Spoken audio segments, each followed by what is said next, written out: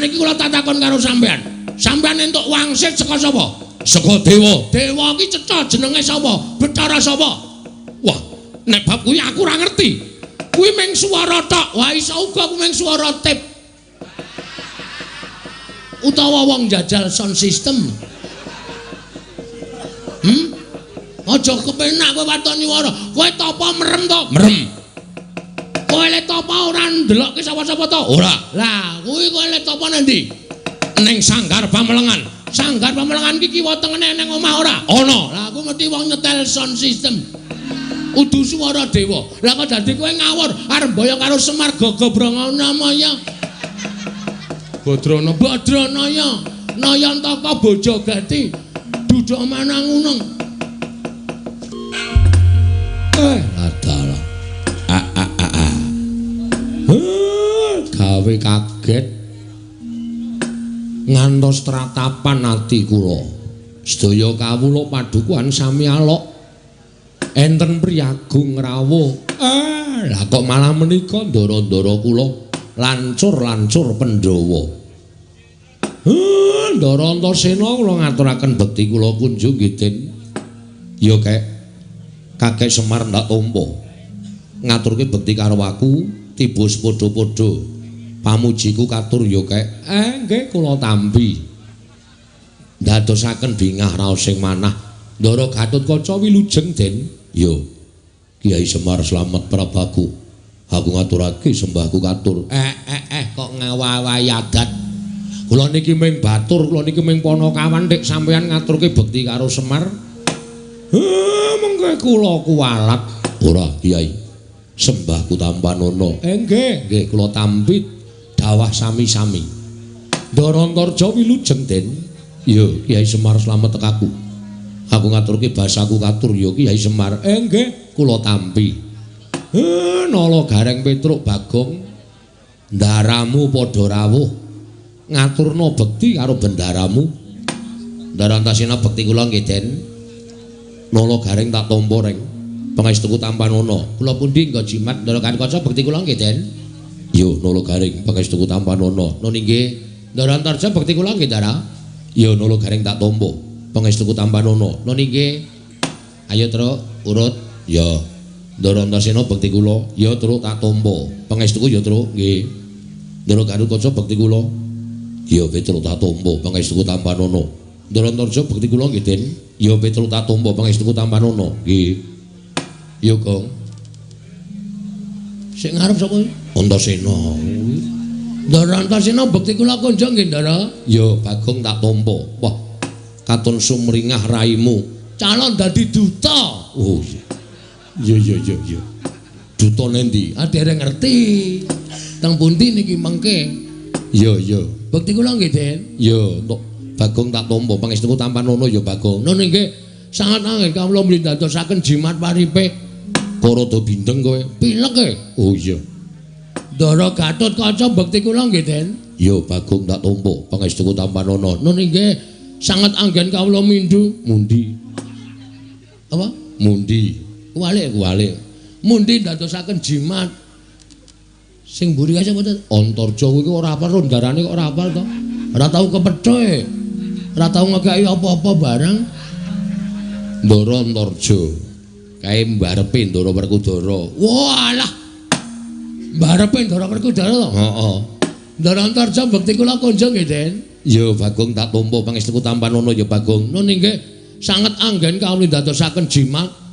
Sasampunipun lenggah ingkang sekeca menapa wigatosipun kuwi bapak wae, bapak. Bapak sing di kewajiban kuwi rasa dadak omong.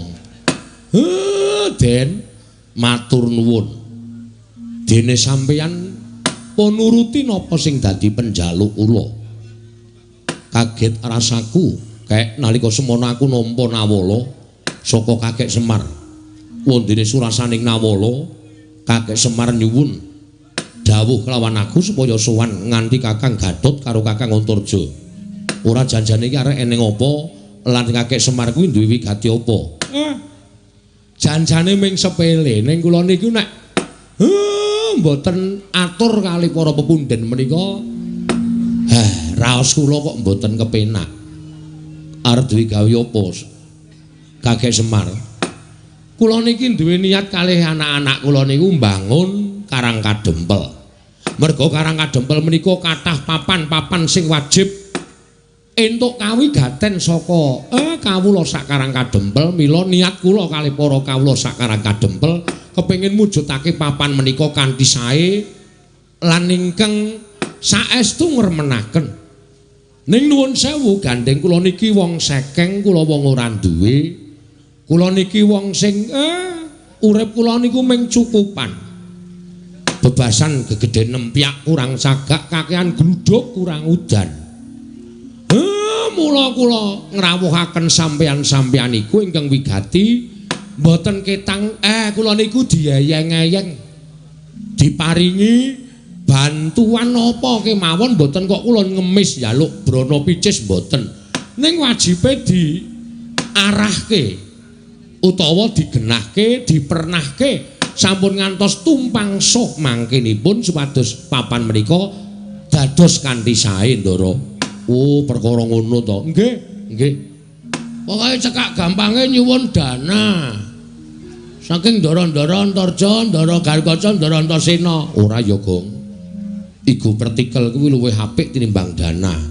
Nek dana kuwi ndang entek, ya nek dicake apik, nek kecake ora apik ya bakal entek. Ning igu partikel pikiran kuwi luwih berharga tinimbangane dana Prabeya. Welo. Ora nggo dana, ora sah. Danane saka awake dhewe. Awake dhewe kudu wani geteh sikik. Ngono. Kudu wani berdarah-darah sik. Lho. Ana tetembungan berakit-rakit ke hulu, berenang-renang ke tepian. Lho, bersakit-sakit dhisik, bersenang-senang kemudian. Lara apa dilakoni. Engko kepenake dirasake bareng. Nek aku caraku kaya ngono kuwi. Ngono. Ora ana wong mukti, ora ana wong pinter, ora ana wong sugih langsung dadakan sugih kuwi ora eneng, mesti budidaya, mesti berusaha. Biyen yo saka cilik, biyen yo saka sithik dadi akeh, saka cilik dadi gedhe. Ngono. Ora ana wong kok tiba-tiba nampa duit sak gepok terus dadi sugih kuwi ora ana. Upama ana kuwi engko mlarate yo gampang. Ngono ya? Wong kepenak ki nek mak clingkrik tekan dhuwur kuwi engko tibane gampang, nek ora ngrekoso dhisik kuwi engko le medun ya gampang. Ning nek direwangi ngrekoso, direwangi tapa brata, direwangi ngelih, direwangi prihatin, kuwi upama kelakon penjangkane bakale langgeng. Kuwi wong Jawa kepercayaane ngono kuwi. Ngono ya? Mula awak dhewe kudu wani dandani Karang Kadempel iki nganggo apa kabisane awake dhewe dipernahke karo ndara-ndara kuwi. Mengko nek wis dadi awak dhewe kari ngenyam kepenake. Ngenyam kepenake kuwi ya ora terus kepenak langsung kepenak ora. Mboko sithik. Lho, kaya wong dodol kae buka warung ya ora terus laris biuk. Nek terus laris biuk kuwi tegese mesti tangga teparo do ngrasani, "Oh, kae ngingu-ingu lan sak piturute." Ning mboko sithik. Nek masakane digawe enak, panganane digawe murah, tur ya ngladeni kanthi senyum ramah. Engko pelanggane akeh terus dadi kepenak. Ngono ya, Tru? Ha iya, kuwi falsafah Jawa ora kena ditinggalke. Kudu diugemi tenan. Oh iya. Ha iya. Milih saking menika, Ndara. Kula suwun sawetawis wekdal sampeyan mang lenggah sawetawis wonten ing Karang Kadempel. Mangke nek kula pun miwiti mbangun Karang Kadempel niki kalih para kawula sak padukuhan. Sampeyan sing wong pinter-pinter, sampeyan nom-noman sing pun ngenyam pamulangan, sampeyan sing piyai-piyai luhur, mestine anggene ngulir budi ngasah kadewasan benten kalian piyai utawa tiang-tiang saking padukuhan. Mang pernahke, mang tata, mang dunungke supaya apik tembe mburine, Ndara. Ya, yen ming perkara kuwi aku saguh kek. Ora ming perkara mernahke. Yen perlu kowe tak dampingi sarta kowe tak amping-ampingi tak kancani nganti rampung ing pakaryanmu, Kyai Semar. Tan samar pamoring sukma sinukmaya winayu ing asepi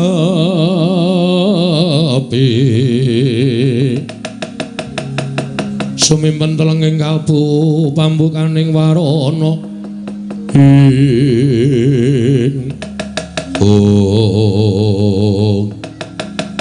Dereng ngantos paripurna sami Balwacana. Kasaro praptaning nata ing Mandura Prabu Baladewa ingkang dumrajak tanpa larapan. Yai Semar, aku sing prapta Kakang Semar aja kaget.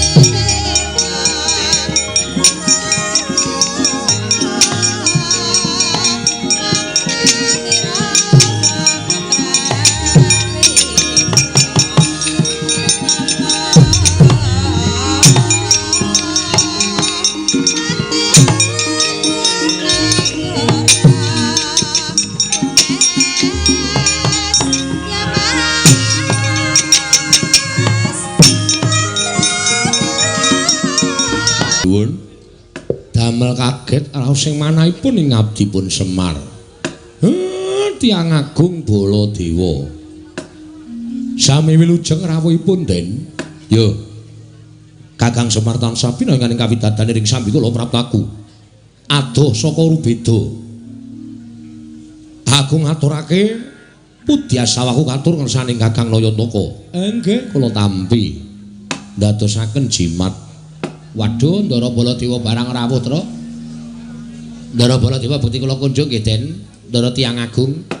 Ya nulung garing tatompo pangestu Tampanono. Lha nggih sanget anggen kawula ndadosaken jimat.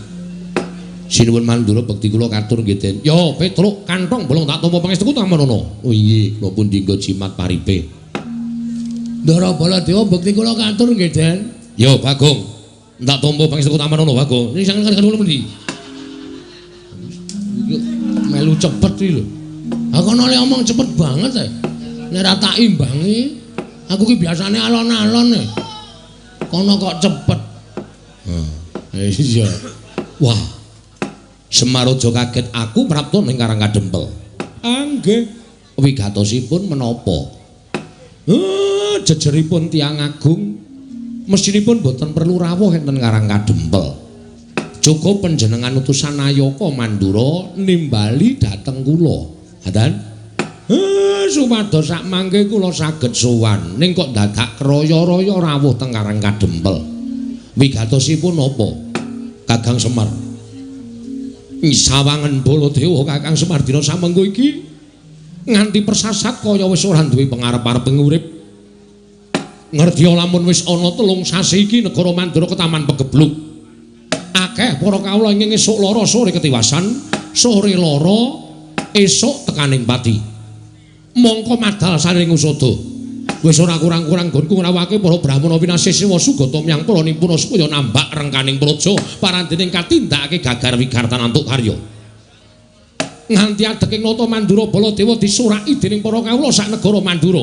Sinenggo aku sawijining ratu ingkang ora bisa paring pengayoman marang kawulaku. Waduh, Kakang Semar. Mandura geger ngendi-endi papan padha untran-untran, ngendi-endi papan padha unjuk rasa.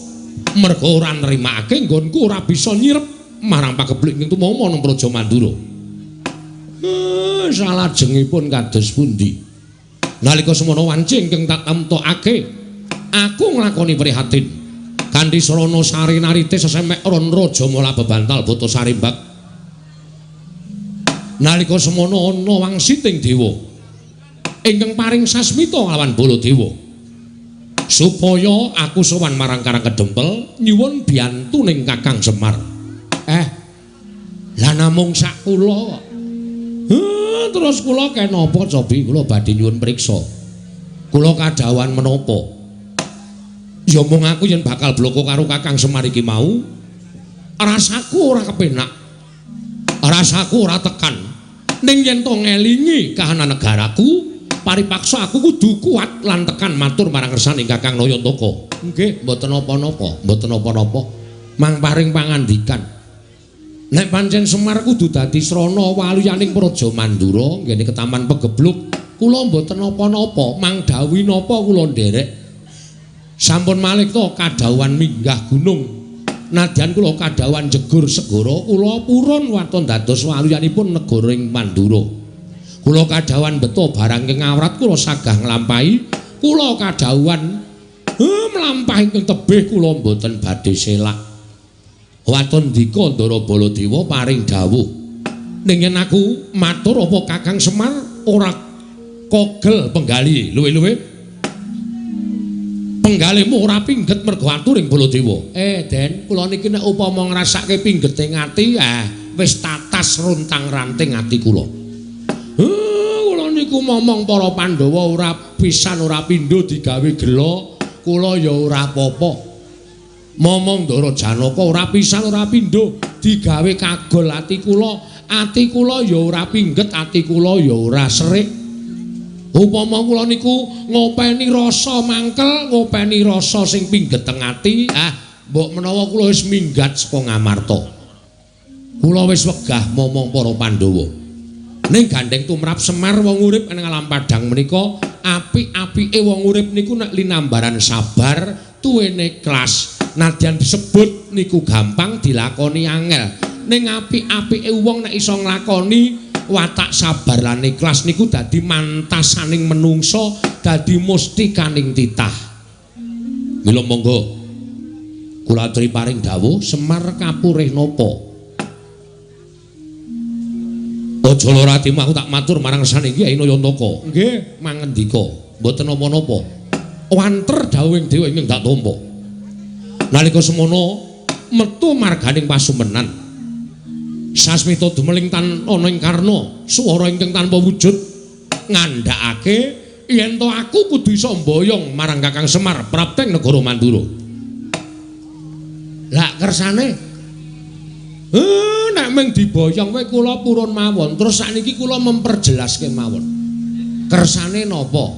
Napa Semar teng mriku ajeng ken ndongani? Napa Semar teng mriku ajeng ken ngabulke napa? Niku rak cethane dadi kula nggawa uba rampe saka omah menyan dupa lan sak piturute supaya mengke teng mriku mboten pripun-pripun, mboten golek-golek lan sak piturute. Kakang Semar, kula. Wah, rasaku kok ora mentala. Ampun ngoten lho. Sampeyan nek mboten mentala ngiklaske patine kawula pirang-pirang saben dina mati, nyawa kawula Mandura. Ming perkara sampeyan mboten mentala sampeyan ngiklaske patine kawula sampeyan. Saya ala, saya elek kanalindran sampeyan, saya mboten prayoga cacating para kawula teng sampeyan le dadi nalindra. Kakang Semar, aku mboyong Semar, putrane marang negara Mandura dawuhing dewa.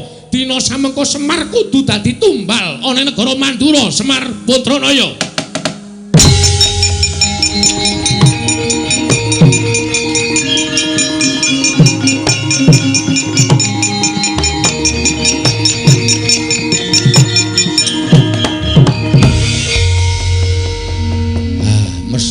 Mesti lho. Kowe arep ngopo, Bagong? Kowe arep ngopo? Sik, Pak, meneng wae. Ora usah omong kowe. Iki nek ora sing nanggapi aku ora gayeng iki, Pak. Kuwi sinuwun Mandura, wis ngerti. Aku wis apal. Iki ya bendaraku, ya pepundhenku. Kok cetha banget omongane. Semar, kowe atagon ning Mandura arep tanggo tambal. Gosok kupinge. Apa Gong tambal? Tumbal. Hah? Tumbal. Tumbal apa tambal? Tumbal.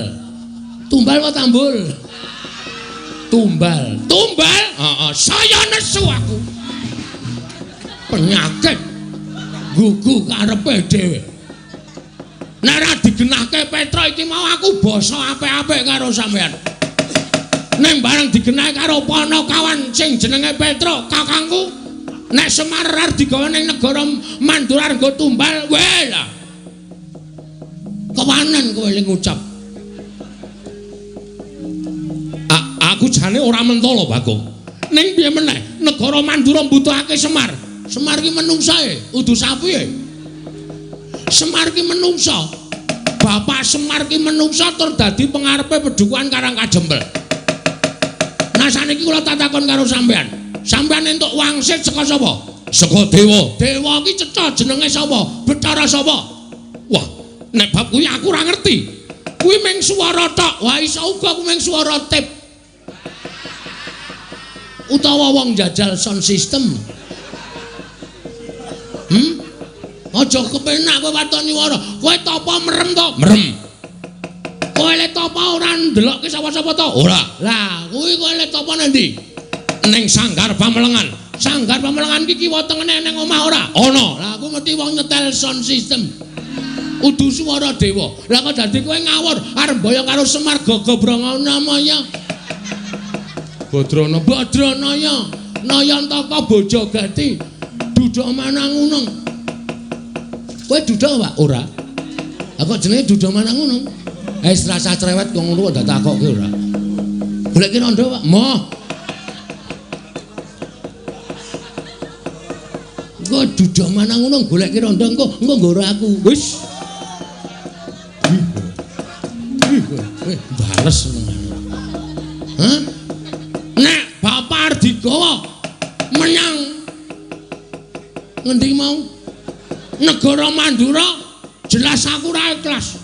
Nek tekan negara Mandura Bapak kon ngopo lah? Sing liyane tumbal, ora masalah, gawanen Bapak. Nggo ngene kene ya nggo apa? Nek Bapak terus digone negara Mandura kok arep dienggo tumbal, berarti kan mung dipateni. Monggo dienggo tumbal ki tegese dipateni, ateges aku ora weruh Bapak meneh. Aku kelangan Bapak. Hah? Terus kowe tenang-tenang. Ngilangi nyawane Semar, terus kawulamu tentrem, terus kowe ayem nang kono tanpa memberi sedekah sedikit pun ke. Anda pancen kowe nganggo tumbal Semar, tukunen kowe. Cedes iki. Meneng wae Pak, nek payu larang kekke Pak. Ora apa-apa, ya. Ya Tra ya. Oh, Petra setuju kok. Ora apa-apa ngono nek nyang-nyangane larang tak kekke nggo ora apa mati wae malah penak lho Pak mangane kowe urip perkasa to Pak. Waduh. Ngidoni Semar. Hah? Aku sing ora trima. Aku ora trima. Lah aku tekan kene kudu mboyong Semar. Ora iso. Ora iso mboyong Semar. Kena mboyong Semar. Waton kowe iso nglangkai batange Bagong. Kowe lah kewanen, Gong. Ndara Baladewa ki duwe pusaka ampuh lho, Gong. Apa? Nenggala Alugara utamake Gunung Jugruk Segara Asat. Kowe duwe pusaka apa? Wah, kowe ora ngerti. Nek men tamake Gunung Jugruk aku duwe to. Saya nek adem-adem ngene iki. Tak tamake Gunung Jugruk kabeh yakin mbok Gunung 10 wis to. Tamani Jugruk kabeh. Tenan aku yakin wis. Jenenge apa Mas? Ora tak duduhi jenenge. Nek ngerti tak duduhi bentuke ya. Ya ya. Lah entuk nanti kok oh gawan. Oh. Gawan padake iki. Anggere tak tuk ngono mesti grugutuk ngiwonengen.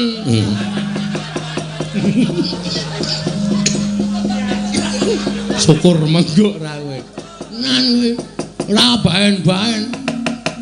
Aku ora wedi karo Baladewa ben pokoke arep mboyong Bapak lho aku ora entuk yakin sumpah. Nek ngono kowe mepalangi karepe Baladewa. Lho, mesti to. Genah wis wangsulan ngene kok dikira ora mepalangi. Wah, dalah. Woi. Nek meng bengok wae iso aku. Apa dume Baladewa aja. Woi, blenal, mana main jajan sebentar wae. Wah, nek arep ngono apa wae. Aku ya iso. Kowe aja pamer swara nang kene. Sero aku cangkeme mbok aku. Nyepelekke ora. Gong, engko ndak kriwikan dadi grojokan geguyon dadi tangisan lho. Sing sabar. Terus kan piye? Alon-alon. Iki wis mulai adem lho, Truk. Kene ora disemangati ngene iki. Lho sindane wis do krudung taplak kabeh. Iki kepiye to kok dadi loro iki jan wis. Wis. Kokean iki, Truk. Sing loro diglundungke mrono wae kae. Mesake ora. Jero banget ya ora. Aja ango-ango lho, Pras, kok masih ngono. Kok nang koyo saka kono wae. Dikai godhong medun ora. Tir ngono. Kowe iki malah werna-werna. Kowe iki guyung apa Baladewa? Kok melu guyung apa? Aku ora ngeluconi kowe. Aku ki nesu kok kowe mesam-mesem. Ora kena aku menglucu karo Petro karo Gareng ya, Tru. Heeh. Aku dadi kowe melu guyu. Wah, panusmane jajalan. Butuhe bapakmu tak boyong entuk apa ora? Nek ora entuk tak boyong aja kelakon dosa apa kira-kira kowe kuat nadai Kiai Nenggala. Kiai Kalonggoro Barat. Diar kowe. Ayo, kek pusakamu kuwi mutokke, Gong. Isih kendho e.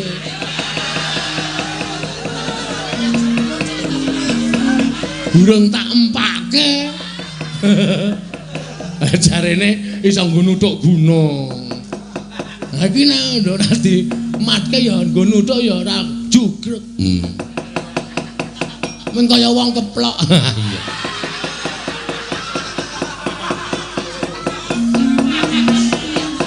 Ayo Kaki, nek pancen kewan karo Baladewa. Kaki, tantangana Baladewa. Kowe mepalangi aku ngene mbayang Semar Badranaya aja nglakon dosa Bagong. Nang ngendi papane wong neter Katidayan? Diteter Baladewa apa Bagong sing tekan ning pati? Gong.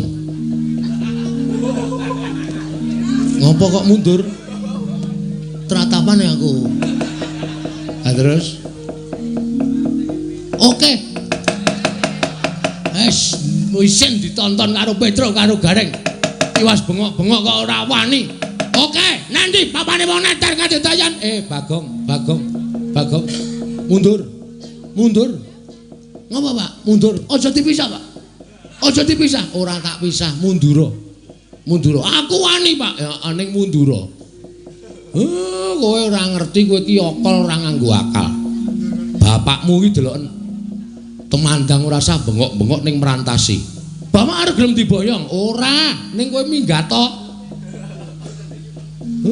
Kandhani ngeyel ora.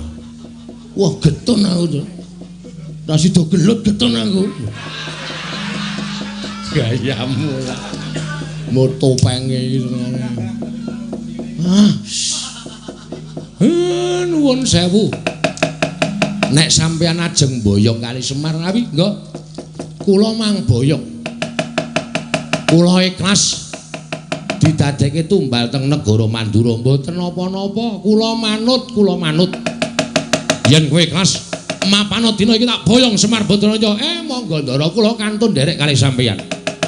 Ucap kacarita nalika semanten. Arsamandha Kyai Semar Badranaya nggih Sanata Prabu Baladewa. Eling-eling Semar usaka bisa kandha jimat kang bisa ngucap kasinungan kadidayan linangkung bebasan Dewa Ngejawantah. Dupi arsa nggrayang Lurah Semar Badranaya kena dayaning Lurah Semar Badranaya dawah kalenggak nata Mandura. Ilang sipating nata Mandura nenggih perjineman pasetan gaya lumayit nenggih Sang Jaramaya.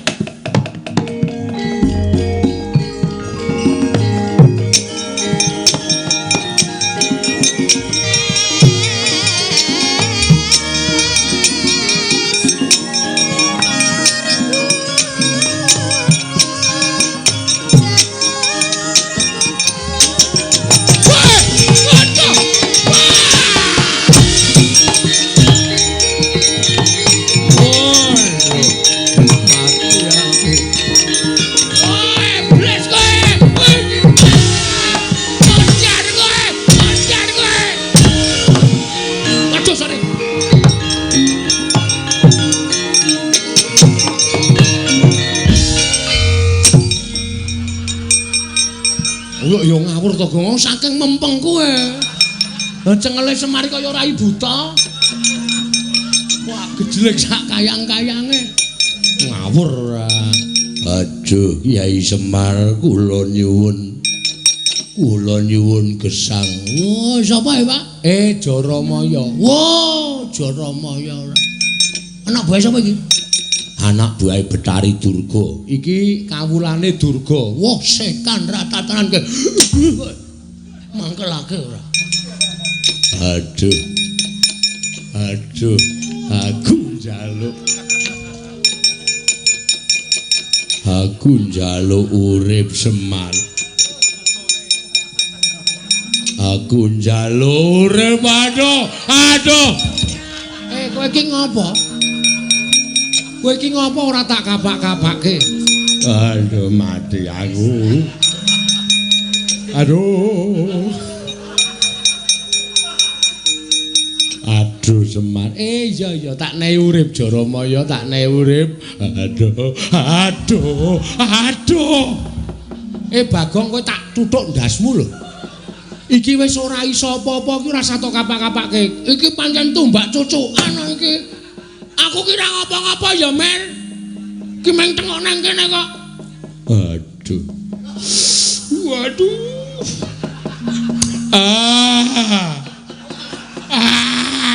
Bagong, lah we iki jan wis iki tumbak cuk. Ki tanganku nang dhuwur wis lho. Ora ngapa-ngapa. Aduh.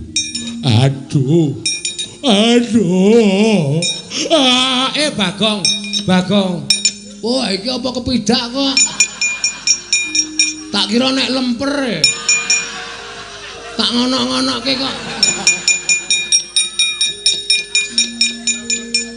Apa ya nglembreh. Waduh. Piye dagelane bapakku isih payu ta? Alah. Nglembreh tak idak tak kira nek lemper gogrok. Angger tak jokke kok aduh, tak undurke aduh. Lemper kok manak iki aku. Aduh. Ayo wetenge lara lho kae Gong men. Atok gilik-gilik kok ya. Karena rada rapate kok gilik ya. Ha iya. Tak pernah ke. Jaramaya. Inggih Kyai Semar. Ngapa kowe? Namung dipun utus Pandya Betari Durga. Supados saged damel karti sampika pejahipun Kakang Semar inggih Kyai Nayantaka. Durga ya ora leren-leren nggone gawe srana patine Semar. Lah saiki durgane nanti. Samenika para perjineman Baju Barat sampun ngramyang ngebaki Karang Kadempel. Wis ngramyang ngebaki Karang Kadempel. Inggih mila mekaten. Ayo kowe minggat to. Omong karo Durga. Nek isih ganggu Karang Kadempel, iki mengko aku sing bakal ngadepi. Nyuwun pamit Kyai Semar.